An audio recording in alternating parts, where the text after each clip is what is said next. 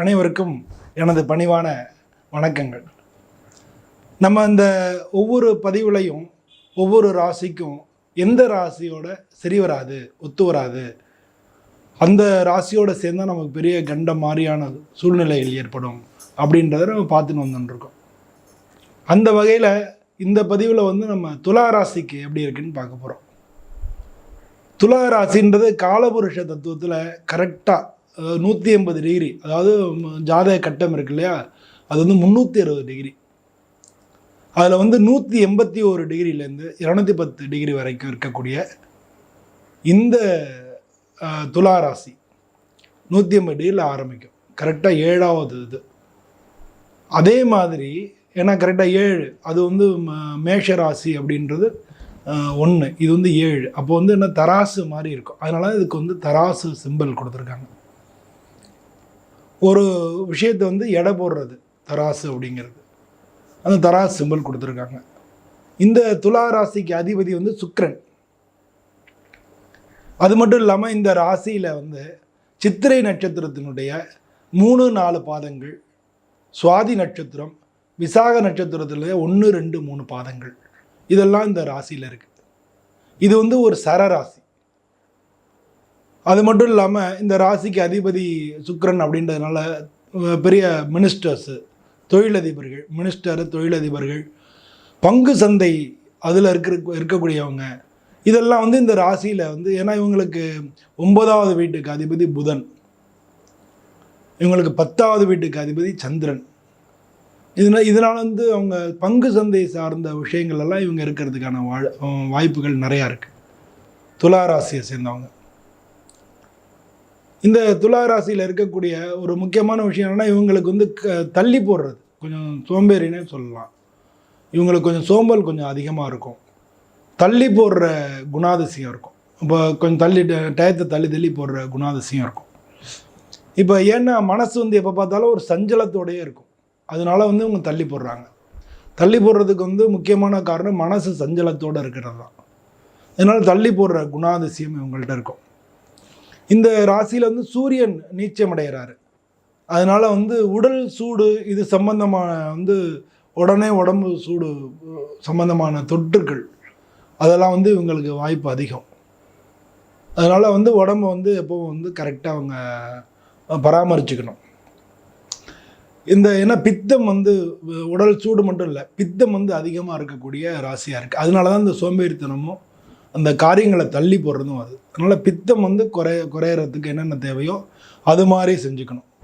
இது பொதுவாக இவங்களுக்கு ஸ்கின் சம்மந்தப்பட்ட அலர்ஜிஸ் இருக்கிறதுக்கான வாய்ப்புகள் நிறையா இருக்குது. இதெல்லாம் ஜென்ரலாக நம்ம சொல்கிறோம் இந்த ராசிக்கு உள்ளதுன்னு சொல்லி. இந்த ராசிக்கு எந்தெந்த ராசி ஒத்து வராது அப்படின்னு நம்ம பார்க்கும்பொழுது, இவங்களுக்கு மீன ராசி ஒத்து வராது. மீன ராசியும் ரிஷபராசியும் உங்களுக்கு ஒத்து வராது.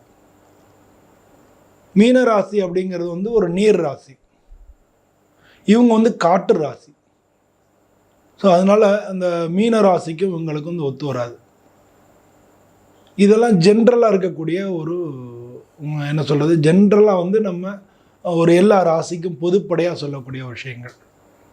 அதுமாதிரி ரிஷபராசிக்கு ஒத்து வராது. ரிஷபராசி பரபரன்னு இருப்பாங்க, சுறுசுறுப்பாக இருப்பாங்க, இவங்க சோம்பலாக இருப்பாங்க, காரியங்களை தள்ளி போடுவாங்க. ஜென்ரலாக பாருங்களேன், இந்த மாதிரியான ஒரு ஜென்ரலான ஒரு விஷயங்களே ஒத்து வராமல் இருக்கும்.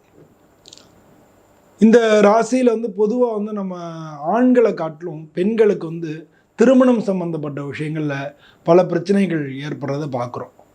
பொதுவாக இவங்க திருமணத்தில் இவங்களுக்கு தடைகள் இல்லாட்டினா பொதுவாக திருமணம் ஆகிடும். திருமணத்துக்கு அப்புறம் பிரச்சனைகள் பெண்களுக்கு நான் சொல்கிறேன். அதுவும் முக்கியமாக விசாக நட்சத்திரத்தில் இருக்கிற பெண்களுக்கெல்லாம் 2 திருமணங்கள் நடக்கிறதுக்கு வாய்ப்பு இருக்குது. அது மாதிரி அவங்க திருமண வாழ்க்கை பிரிவினைக்கு வாய்ப்பு இருக்குது.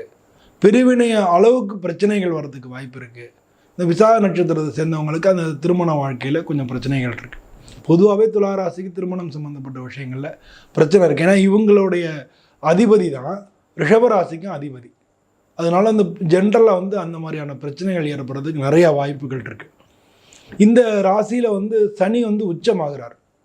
பொதுவாக ரிஷப துலா ராசிக்கு சனி பகவான் யோகக்காரகன் சொல்லுவாங்க. இந்த ராசியில் சனி பகவான் உச்சமாகிறார். அதனால் வந்து சின்ன வயசுலேருந்தே சின்ன சின்ன உடம்பு சம்மந்தப்பட்ட பிரச்சனை, சனி பகவான் இல்லையா, அதனால் வந்து சின்ன சின்ன உடம்பு சம்மந்தப்பட்ட பிரச்சனைகள் இருக்கும். மோரோவர் வந்து சனி பகவானுக்கு மந்தன்னு ஒரு பேர் உண்டு. அதனால் வந்து அவங்க டிலே இதெல்லாம் வந்து இவங்களுக்கு இயல்பான ஒரு காரணமாக இருக்கும். எதையும் ஈஸியாக சம்பாதிக்கிறது எப்படின்னு பார்ப்பாங்க. இந்த மாதிரியான விஷயங்கள் எல்லாம் இவங்கள்ட்ட இருக்கும். இந்த ராசிக்கு அதிபதி சுக்கிரன், அந்த நட்சத்திரத்துக்கு விசாக நட்சத்திரத்துக்கு அதிபதி வந்து நமக்கு வந்து குருவாக வர்றதுனால, சுக்கிரன்றது வந்து அசுரகுரு, தேவகுரு வந்து குரு, பிரகஸ்பதின்னு சொல்லக்கூடிய குரு. அதனாலேயே வந்து இந்த ஜென்ரலாக நம்ம வந்து இது மாதிரி அந்தந்த ராசி அந்த கிரகங்களுடைய குணங்கள் இதெல்லாமே வச்சு பார்க்கும்பொழுது தான் நமக்கு இதெல்லாம் வந்து தெரிய வருது. இதெல்லாம் இதனால தான் சொல்லியிருப்பாங்க அப்படின்ற அந்த மாதிரி ஒரு ஆராய்ச்சி ரீதியாக நம்ம அதை அணுகிறோம். அப்போ வந்து இந்த மாதிரிலாம் சொல்லியிருப்பாங்க அப்படின்ற இதனால தான் சொல்லியிருப்பாங்க அப்படின்ற மாதிரி நம்ம அதை அணுகிறோம். இவங்க வந்து சரியான நேரத்தில் சாப்பிட்றது, சரியான டயத்தில் தூங்குறது, இதெல்லாம் வந்து இவங்களுக்கு உடல்நிலை சம்மந்தமான கோளாறுகளை வந்து நீக்கும். இது வந்து எந்த ஒரு இவங்க அப்பா வந்து பொதுவாக 11ஆம் வீட்டுக்கு அதிபதி சூரியன் இந்த ராசியில் நீசம் அடைகிறாருன்னு சொன்னேன். இவங்க அப்பாவால் அதாவது இவங்களுக்கு பிரயோஜனம் உண்டு இல்லைன்றதெல்லாம் இல்லாமல் அவங்க மானசீகமாகவே அப்பா வந்து ரொம்ப நேசிக்கிறவங்களா இருப்பாங்க. அதுக்காக அம்மாவை நேசிக்க மாட்டாங்களான்னு கேட்கக்கூடாது, அம்மாவையும் நேசிக்கிறவங்களா இருப்பாங்க. நான் ஜென்ரலாக ஒரு விதி சொல்கிறேன், ஒரு ஜென்ரலாக இதெல்லாம் ஜென்ரலான ஒரு விதி நம்ம புரிஞ்சுக்கிறதுக்கு வாழ்க்கையில் அதுக்காக தானே இதெல்லாம் பார்க்குறோம் நம்ம. அப்போ வந்து நம்ம ஒரு விஷயத்தை நம்ம அண்டர்ஸ்டாண்ட் பண்ணிக்கணும். பொதுவாக ஒரு ராசிக்குன்னு வரும்பொழுது ஒத்தப்படை ராசிகள் 1, 3, 5, 7, 9, 11 இந்த மாதிரியான வீடு, இந்த மாதிரி ராசிகள். அதாவது இப்போ துளாராசிக்கு துளாராசி 1, 3 வந்து தனுசு ராசி, இது 5 வந்து கும்பராசி, அது மாதிரி 7 வந்து மேஷ ராசி, 9 வந்து மிதுன ராசி, 11 வந்து சிம்ம ராசி. ஸோ இதெல்லாம் வந்து உங்களுக்கு ஒத்து வரும் ஜென்ரலாக நான் சொல்கிறதெல்லாம். அதே மாதிரி வந்து ரெட்டப்படை ராசிகள். அப்போ ரெட்டப்படை ராசிகள்னால் என்னென்ன வரும்? இதுலேருந்து அடுத்து 2வது இடம் வந்து விருச்சிக ராசி ஒத்து வராது, மகர ராசி 4வது ராசி ஒத்து வராது, மீன ராசி 6வது ராசி ஒத்து வராது, ரிஷப ராசி 8வது ராசி ஒத்து வராது, கடக ராசி 10வது ராசி, இதெல்லாம் அது மாதிரி வந்து கன்னி ராசி 12வது ராசி, இதெல்லாம் வந்து ஜென்ரலாக ஒத்து வராது. ஜென்ரலாக இதில் ஒரு சில விதிவிலக்குகள்லாம் இருக்குது. அதனால தான் மெயினாக நம்ம என்ன சொல்கிறோன்னா, மெயினாக ஒத்து வராதது வந்து சஷ்டாஷ்டகம்னு சொல்லக்கூடிய 6, 8. இந்த 6வது ராசின்றது மீன ராசி, 8வது ராசின்றது ரிஷப ராசி. ஸோ இந்த 2 ராசியும் ஒத்து வராது அப்படின்னு சொல்கிறோம். இப்போ இதில் வந்து நம்ம பிஸ்னஸ் சம்மந்தமான விஷயங்கள்லையும் இவங்களால் வந்து நமக்கு பெரிய பாதிப்புகள் ஏற்படலாம். இப்போ சாதாரணமாக எடுத்துக்கிட்டிங்கன்னா மீன ராசியும் சுறுசுறுப்பாக இருப்பாங்க, ரிஷப ராசியும் சுறுசுறுப்பாக இருப்பாங்க. இவங்க கொஞ்சம் சோம்பலாக இருப்பாங்க, அலட்சியமாக இருப்பாங்க, டைம் தள்ளி போடுவாங்க. அவங்க 2 பேரும் டைம் தள்ளி போட விரும்ப மாட்டாங்க. பேசிக்கல் குணம், அடிப்படை குணம் இதுவே வந்து ஒத்து வராது. இதுக்கு அடுத்த குணம் அப்படின்னா அவங்க ரொம்ப சென்சிட்டிவாக இருப்பாங்க, மீனராசி. அது மாதிரி ரிஷப ராசியும் வந்து சண்டைக்கு போக மாட்டாங்க, ஏதானு சொல்லிட்டாங்கன்னா பிச்சு உதறிடுவாங்க. ஸோ இந்த 2 ராசியும் அப்படி இருப்பாங்க. ஆனால் இவங்க அதெல்லாம் கேரே பண்ண மாட்டாங்க, அப்படி தான் சொல்லுவாங்க போப்பா அப்படின்ற மாதிரி, அந்த மாதிரி இவங்க கேஷுவலாக இருப்பாங்க. ஸோ இதுவும் வந்து இவங்க 2 பேருக்கும் ஒத்து வராது. அதே மாதிரி மீன ராசி வந்து அந்த அவங்களுடைய இந்த சுறுசுறுப்பு இந்த இதெல்லாம் ஏன் பண்ண மாட்டேங்கிறாங்க, எரிச்சல் இதெல்லாம் வந்து பப்ளிக்காக சொல்லுவாங்க. அப்போ வந்து இவங்களுடைய மதிப்பு அதெல்லாம் குறையும். ஸோ இது நாளடைவில் வந்து ஒரு பெரிய சண்டைகளை உருவாக்குறதுக்கு உண்டான காரணமாக இருக்கும். அதே மாதிரி தான் வந்து குடும்பத்துலேயும் அவங்க ஒன்று சொன்னால் இவங்க ஒன்று செய்கிறது, இவங்க ஒன்று சொன்னால் அவங்க ஒன்று செய்கிறது, இது ஒத்து வராமையே போயிட்டுருக்கும். அதுவும் வந்து ரிஷபராசிக்காரங்களுக்கு வந்து ரிஷபராசிக்காரங்க விட்டு கொடுக்க மாட்டாங்க. அப்போ வந்து என்ன ஆகும்னா இவங்களுக்கு வந்து விட்டு கொடுத்து போகிறவங்களோட தான் இவங்க பழக்கம் வச்சுக்குவாங்க. அப்போ வந்து என்ன ஆகும்னா இவங்க 2 பேருக்குமே பயங்கர கான்ஃப்ளிக்ட் ஆகி பிரச்சனை உண்டாகும். இது வந்து பிஸ்னஸ்லேயா இருந்தாலும் சரி, நம்ம வந்து திருமணமாக இருந்தாலும் சரி, இந்த 2 ராசிகளோடைய இவங்க வந்து வச்சுக்கிறது உங்களுக்கு பல விதத்தில் வந்து பிரச்சனைகளை உருவாக்கும். பொதுவாக இந்த ராசிக்காரங்க வந்து தன்னை சார்ந்த எல்லாருக்கும் நல்லா, தன்னை நம்பி இருக்கிறவங்க எல்லாருக்குமே நல்லா ஹெல்ப் பண்ணக்கூடியவங்க, நிறைய அள்ளி கொடுக்கக்கூடியவங்க. ஆனால் வந்து மீன ராசியும் ரிஷபராசியும் அப்படி கிடையாது. அவங்கள அப்படியே வச்சுக்கணும், ஏன் கொடுக்குற, இந்த மாதிரி இது ஜென்ரலான உள்ள குணங்களுக்கே நான் சொல்ல வரேன். இந்த மாதிரி இவங்க வந்து நல்ல திட்டமிட்டு பண்ணுவாங்க. ஆனால் அவங்க 2 பேரும் இப்போ உள்ளது இவ பண்ணிடுவான், அப்புறம் பார்த்துக்கோன்னு இருப்பாங்க. இது மாதிரி சின்ன சின்ன விஷயங்கள்லேருந்து இது மாதிரி வரும். பொதுவாக வந்து துலா ராசிக்கு வந்து தொழில் ஸ்தானாதிபதி வந்து சந்திரன், அது மாதிரி லாபாதிபதி வந்து சூரியன், பாக்யாதிபதி புதன், இது 3 வருது. இவங்க வந்து பொதுவாக வந்து உத்தியோகம் பார்க்குறத, வேலை பார்க்கறத விரும்ப மாட்டாங்க. சுய தொழில் பண்ணணும்னு நினைப்பாங்க. ஸோ சுய தொழில் பண்ணுறது இப்போ வந்து அதே மாதிரி மீன ராசியை பார்த்தீங்கன்னா அவங்களும் மேக்சிமம் சுய தொழில் பண்ணணும்னு நினைப்பாங்க. உத்தியோகம் பார்க்கறது விரும்ப மாட்டாங்க. ஆனால் என்ன அப்படின்னா அவங்க வேலைக்காரங்களெல்லாம் வச்சுக்கணும்னு நினைப்பாங்க. இவங்க அப்படி இல்லை, அவங்கள தட்டி கொடுத்து வேலை வாங்கணும், அவங்கள வந்து சமமாக மதிப்பாங்க. ஸோ இது மாதிரியான கான்ஃப்ளிக்ஸ் வந்து அவங்க 2 பேருக்குள்ளே வரும். தொழில் விஷயத்தில் வந்து ஏன்னா இவங்க இது மாதிரி இருக்கிறதுனால தொழில் விஷயத்தில் வந்து கராராக இருக்க முடியாது. கராராக இருக்காததுனால வந்து நம்ம அடிக்கடி வந்து பிரச்சனைகள் தொழிலில் வரும். அப்போ அவங்க வந்து ஏன் இது மாதிரி பண்ணேன்னு சொல்லி கேட்பாங்க. இது மாதிரி வந்து ஒரு சில விஷயங்கள் எல்லாமே வந்து இவங்க விட்டு கொடுக்கணும்னு நினைப்பாங்க, அவங்கள அப்படி தான் வச்சுருக்கணும்னு நினைப்பாங்க. அப்போது வந்து தொழிலாளர்கள் மூலமாக வந்து கான்ஃப்ளிக்ஸ் உண்டாகும். அதே மாதிரி தான் வீட்டில் குழந்தைங்களுக்கு வந்து அதில் வந்து பயங்கர கான்ஃப்ளிக்ஸ் உண்டாகும். இவங்களுக்கு வந்து கல்யாணம் ஆகியிருந்தாங்கன்னா குழந்தைங்க மூலமாக குழந்தைகளால் இவங்களுக்கு வந்து சண்டை பிரச்சனைகள் வர்றதுக்கான வாய்ப்புகள் மிக மிக அதிகமாக இருக்குது. பொதுவாக வந்து அதான் ஏற்கனவே நான் சொன்ன மாதிரி இதில் விசாக நட்சத்திரக்காரங்களுக்கு அந்த குடும்பஸ்தானம் அதில் அதாவது குடும்பத்தில் வந்து பயங்கர பிரச்சனைகள், அவங்களுக்கு 2 கல்யாணம் நடக்க வாய்ப்பு இருக்குது, கல்யாணமாகி பிரிவினைகளுக்கு வாய்ப்பு இருக்குது. இந்த மாதிரியான விஷயங்கள் எல்லாத்தையும் நம்ம ஜாக்கிரதையாக பார்த்து நம்ம கல்யாணத்துக்கு நம்ம பண்ணிக்கணும். இது வந்து இவங்களுக்கு பொதுவாக வந்து தனவாக்கு குடும்பாதிபதி சப்தமாதிபதி செவ்வாய். அதனால் பொதுவாக வந்து பொருளாதாரத்தில் வந்து இவங்களுக்கு பெரிய பிரச்சனைகள் இருக்காது. சின்ன வயசில் கஷ்டங்கள் இருந்தாலும் பிற்காலத்தில் வந்து இவங்க நல்லா இருப்பாங்க. இவங்க பிற்கால வாழ்க்கை வந்து சிறப்பானதாக தான் இருக்கும் இவங்கள துளாராசியை பொறுத்தளவில்.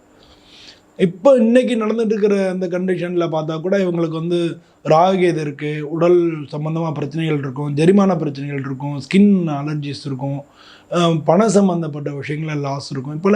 இப்போ ப்ரெசன்ட் சுச்சுவேஷன் இதெல்லாம் நடக்கிற மாதிரியான ஒரு வாய்ப்பு இவங்களுக்கு இருக்குது.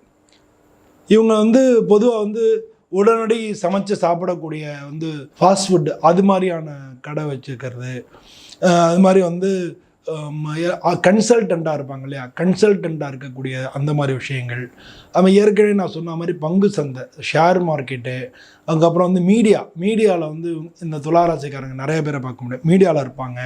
அப்புறம் மார்க்கெட்டிங்கில் வந்து இவங்க அது சம்மந்தப்பட்ட தொழிலில் அவங்க பேர் நிறைய பேர் இருப்பாங்க, பேங்க்கில் இருப்பாங்க. அப்புறம் கலை சம்மந்தப்பட்ட தொழில், அதாவது இயல் இசை நாடகம் அப்படின்னு சொல்கிறாங்க, பாட்டு பாடுறது, மியூசிக் இன்ஸ்ட்ருமெண்ட் வாசிக்கிறது, இந்த மாதிரியான தொழிலில் இருக்கிறவங்களும் இந்த ராசியில் இருப்பாங்க. அப்புறம் திரைப்படத்துறையில், அப்போ இந்த ராசியிலேருந்து ஆட்டோமேட்டிக்காக திரைப்படத்துறைக்கு போகிறதுக்காக திரைப்படத்துறையில் இருப்பாங்க, அரசியலில் இருப்பாங்க, இரும்பு சம்மந்தப்பட்ட தொழிலில் இருப்பாங்க, ஏற்றுமதி இறக்குமதி எக்ஸ்போர்ட் இம்போர்ட்ஸ் அந்த விஷயங்களில் இருப்பாங்க. அப்புறம் வந்து இந்த ராசிக்கு அதிபதி சுக்கிரன்றதுனால அழகு சம்மந்தப்பட்ட விஷயங்கள், அதாவது பியூட்டிஷியன், அந்த மாதிரி ட்ரெஸ்ஸு, இந்த துணிக்கடை வச்சுருக்கிறது, அந்த மாதிரியான இதுவும் இந்த ராசியில் உள்ளவங்க இருப்பாங்க. இந்த மாதிரி அழகு சம்மந்தப்பட்ட விஷயங்கள் எல்லாத்துலேயும் இவங்க இருப்பாங்க. இவங்களுக்கு வந்து பொதுவாக வந்து எந்த ராசியில் வந்து பண்ணக்கூடாது அப்படின்னா சித்திரை நட்சத்திரத்துக்கு, இதில் இருக்கக்கூடிய சித்திரை நட்சத்திரத்துக்கு மிருகசீரிஷம் அவிட்டம் இதெல்லாம் வந்து பொருந்தாது. ஸோ அந்த நட்சத்திரத்தில் இவங்க கல்யாணம் பண்ணுறதை தவிர்த்துக்கணும். அதே மாதிரி வந்து இதில் இருக்கக்கூடிய சுவாதி நட்சத்திரத்துக்கு திருவாதிரை சதயம் இதெல்லாம் பொருந்தாது. அந்த நட்சத்திரத்தில் கல்யாணம் பண்ணிக்கிறத இவங்க தவிர்த்துக்கணும். அதே மாதிரி விசாக நட்சத்திரத்துக்கு புனர்பூசம் பூரட்டாதி இது பொருந்தாது. இன்னும் சொல்ல போனால் விசாக நட்சத்திரத்துக்கு கேட்டை பொருந்தாது. அதையும் நம்ம வந்து வேதைன்னு சொல்லுவாங்க, வேதை பொருத்தம் இல்லைன்னு சொல்லி. அதனால் இந்த மாதிரி ராசிக்காரங்களெல்லாம் அவங்க கல்யாணம் பண்ணிக்கிறது அவங்களுடைய லைஃபுக்கு நல்லதில்லை, பிற்கால வாழ்க்கைக்கு அவங்களோட பெரிய பிரச்சனைகளை உண்டாக்கும் அப்படின்றத நம்ம புரிஞ்சுக்கணும். இதெல்லாம் வந்து ஜென்ரலாக நம்ம சொல்லக்கூடிய இந்த ராசிக்கு இதெல்லாம் பொருந்தாதா அப்படின்னு ஜென்ரலாக பார்க்கக்கூடிய விஷயங்கள். ஆனால் இப்போ ஒருத்தருடைய ஜாதகத்தை நம்ம அலசி பார்த்தோம்னா தான் அவங்களுடைய ஜாதகத்தில் எந்த மாதிரி நடக்கிறது அப்படின்னு நம்ம புரிஞ்சுட்டு நம்ம அதுக்கு தகுந்த மாதிரி நம்ம லைஃப்பை அமைச்சுட்டா நல்லாயிருக்கும். பொதுவாக வந்து பொருத்தம் இந்த பார்ட்னர்ஷிப்புக்கு உங்களுக்கு தெரியும், அதுக்கெல்லாம் வந்து நீங்கள் பார்த்துக்கலாம். அதுக்கெல்லாம் அதே மாதிரி வந்து பொதுவாக கல்யாணம் திருமணம் அந்த மாதிரிலாம் பண்ணுறோன்னா திருமணம் பண்ணுறதுக்கு முன்னால் 2 பேருடைய ஜாதகத்தை அலசி ஆராய்ஞ்சு நம்ம கல்யாணம் பண்ணிக்கணும். வெறும் இந்த இத்தனை பொருத்தம் இருக்குது அப்படின்றது மட்டும் இல்லை. அதுக்கப்புறம் வந்து ராகுகேது செவ்வாய் அது மட்டும் இல்லாமல் 2 பேருக்கு தசா சந்தி தோஷம் 2 பேருக்கு நடக்கக்கூடிய தசா ஒரே சமதசை இருக்கா இல்லை தசா சந்திப்புகள் எதுவும் இருக்கா, அந்த சந்திப்புகள் தோஷமாக இருக்கா, அது மாதிரி 7 பாபசாமியம்னு சொல்லுவாங்க 7 8ஆம் இடங்கள் இருக்கு இல்லையா, அதனுடைய பொருத்தம் எப்படி இருக்குது, அது மாதிரி புத்திர பாக்கியத்தில் தடை இருக்கா இல்லையா, இந்த மாதிரியான விஷயங்கள் எல்லாம் ஒரு பொருத்தத்துக்கு பார்க்க வேண்டியதாக இருக்குது. ஸோ இந்த மாதிரி நீங்கள் பார்த்து கல்யாணம் பண்ணால் மிக சிறப்பாக இருக்கும். அனைவருக்கும் அதுவும் துலா ராசிக்காரங்களுக்கு என்னோட பணிவான வணக்கங்கள். நன்றி.